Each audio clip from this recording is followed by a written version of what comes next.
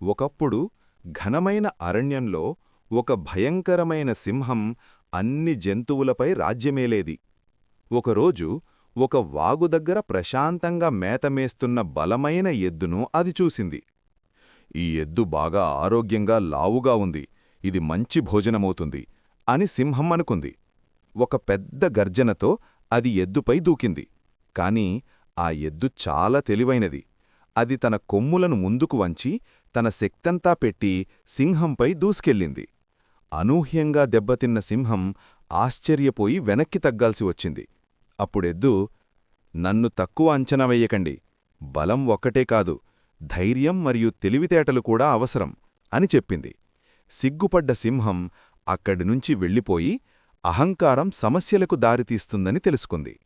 ఆ రోజునుంచి సింహం అడవిలోని అన్ని జంతువులను గౌరవించి బలహీనులను వేధించడం మానేసింది.